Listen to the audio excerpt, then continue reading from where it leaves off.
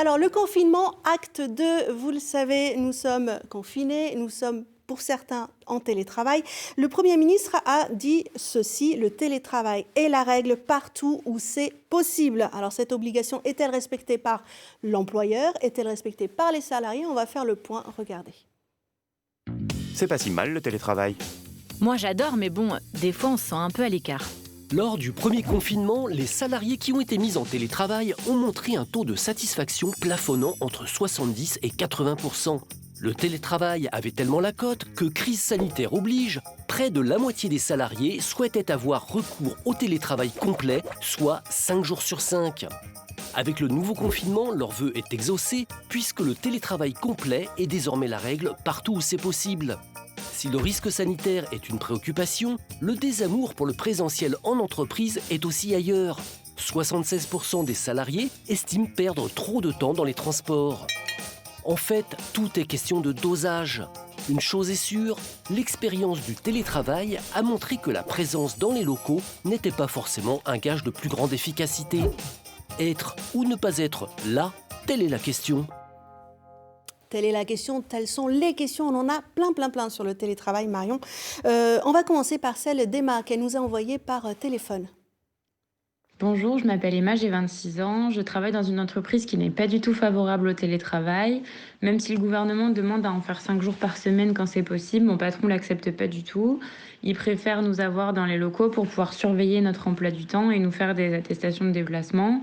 J'aimerais vraiment faire du télétravail, mais je sais que ce sera mal vu dans mon entreprise. Est-ce que j'ai le droit de le réclamer et comment sans que cela me porte préjudice? Merci. Merci beaucoup, Emma, pour votre question. Je pense qu'elle est partagée pour beaucoup de salariés.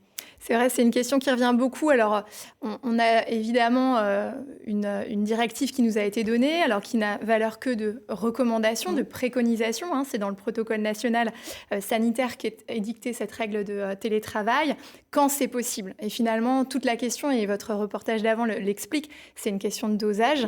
Aujourd'hui, c'est à l'employeur de définir ce qui est possible en présentiel ou en distanciel télétravail. Et c'est à lui qui est finalement remis cette responsabilité d'organiser le travail au sein de l'entreprise.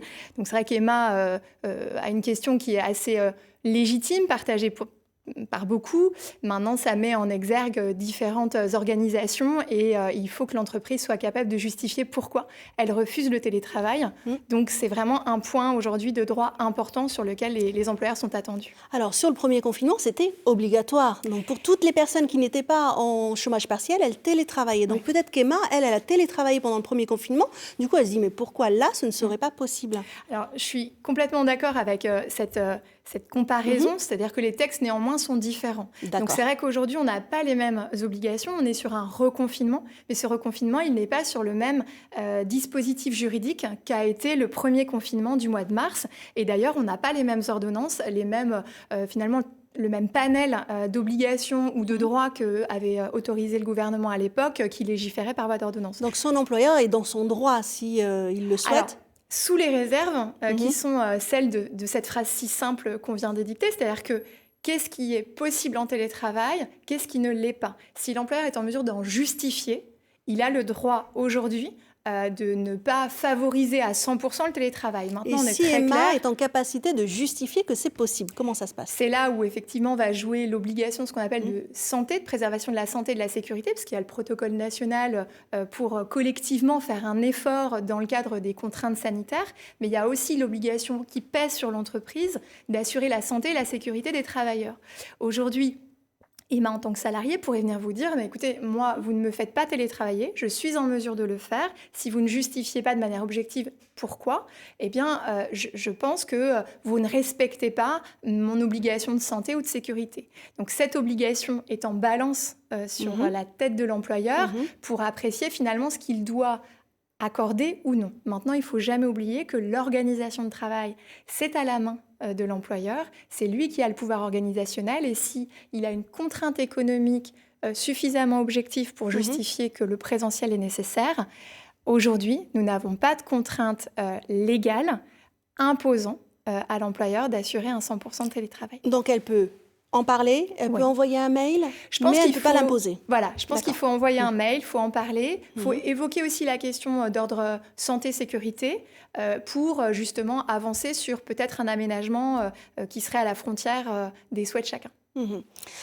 L'école de sage-femme, du coup les étudiants, comment ça fonctionne? Ils sont confinés, à distanciel, ils travaillent de leur domicile? Alors, ils sont en téléenseignement, donc on voit une certaine symétrie. Il s'agit d'une décision qui a été prise par le ministère de l'Enseignement supérieur, qui est donc relayée par l'université. Nous avons la chance, entre le premier confinement et le second, d'avoir été équipés numériquement, ce qui nous permet d'abord de garder le contact en continu avec les étudiants, de répondre aux besoins spécifiques. Et par ailleurs, il y a tout un volet d'apprentissage clinique qui est composé de stages. Ces stages sont maintenus. D'accord. Donc, c'est quand même un bénéfice aussi pour avoir les étudiants qui sont directement tout ce qui sur est le terrain. théorique, c'est le téléenseignement et les stages pratiques sont maintenus. On a un sondage Harris Interactive du 10 novembre qui a été réalisé à la demande du ministère du Travail. Il affirme qu'au cours de la première semaine de confinement, 45% des salariés ont télétravaillé. Mais seulement 23% d'entre eux étaient à 100% en télétravail. Est-ce qu'on peut négocier avec son patron un certain nombre de jours de télétravail ou est-ce que c'est lui qui fixe si c'est un jour, 2 jours ou la totalité du temps?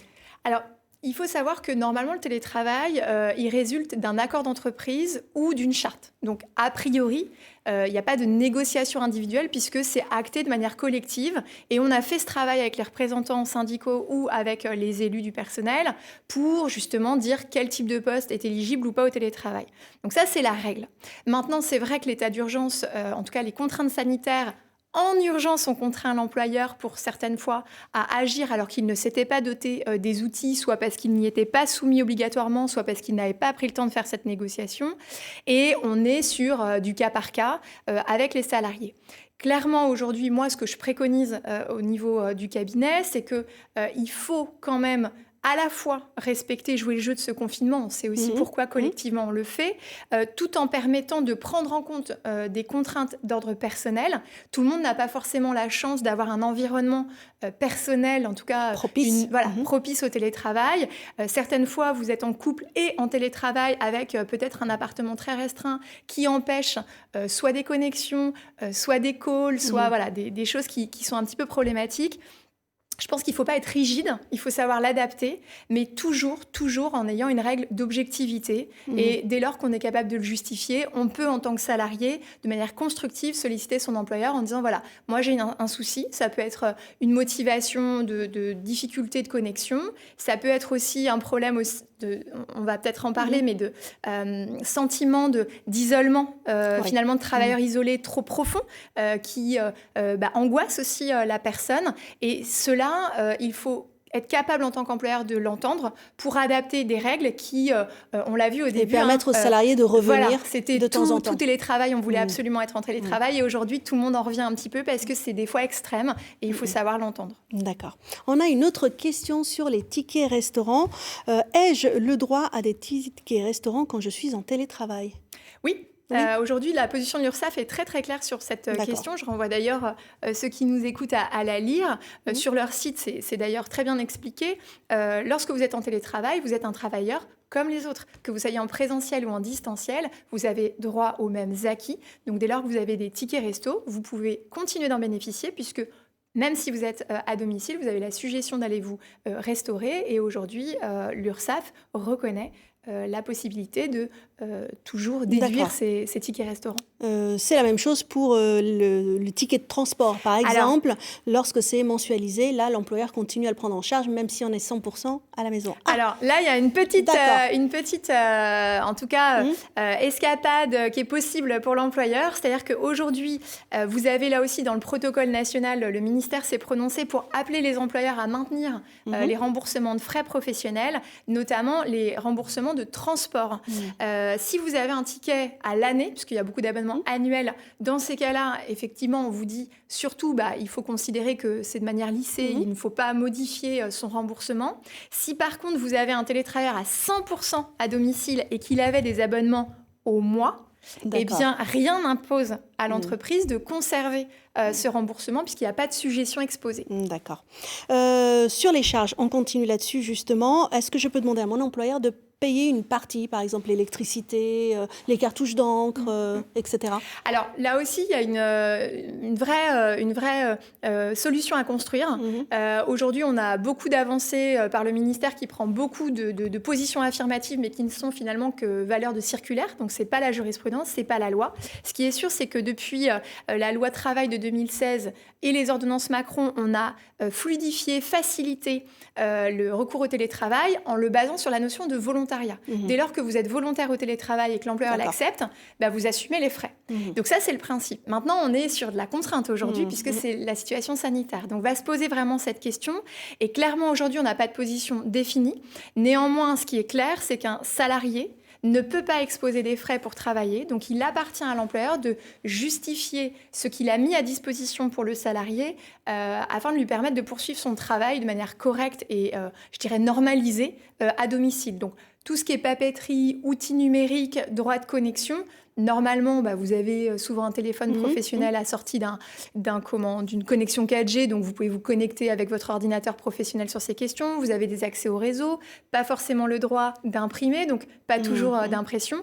Mais c'est vrai qu'il faut hiérarchiser. L'entreprise peut pas dire c'est 0 frais ou à l'inverse, tout prendre en charge. Il faut savoir trouver ce juste milieu. Encore une fois, on va être au cas par cas, puisque pour l'heure, évidemment, sur cette situation inédite, la jurisprudence ne s'est pas prononcée. En tout cas, il faut s'autoriser à poser la question à son employeur. Il n'y a pas, pour l'instant, d'obligation légale. Il n'y a pas de tabou et il faut au contraire en parler. Peut-être par rapport à ce sentiment de surveillance aussi qu'on peut avoir, parce qu'on est à la maison, on doit télétravailler, on a des horaires à respecter, et on nous donne aussi souvent un ordinateur. Est-ce qu'il y a des limites? C'est une question qu'on a reçue. Mon employeur a-t-il le droit de contrôler mes heures de travail et aussi d'installer un logiciel de surveillance? Moi, je ne savais même pas que c'était possible sur l'ordinateur. Alors, les logiciels de surveillance, ils ont fait couler beaucoup d'encre.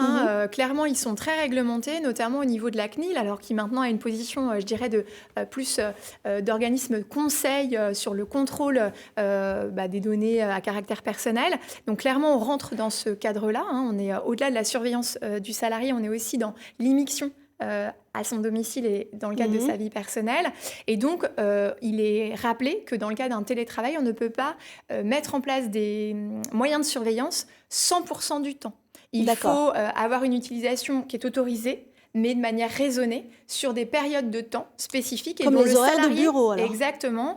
Voire peut-être plus restreint, et dont le salarié doit forcément être informé. Il n'est pas autorisé de mettre un petit logiciel, les keyboards et autres, sans en informer le salarié au préalable. Donc ça, c'est une... Mais sur les heures de travail, c'est quand même autorisé d'avoir un logiciel de surveillance. De manière raisonnée et justifiée, puisque vous ne pouvez pas, encore une fois, contrevenir à cette liberté de travailler de manière excessive. Donc l'employeur a des réglementations à respecter, mais c'est pour l'instant un petit peu flou. D'accord. Alors, il y a un numéro vert qui a été mis en place, c'est le 0813 0000. C'est un numéro gratuit.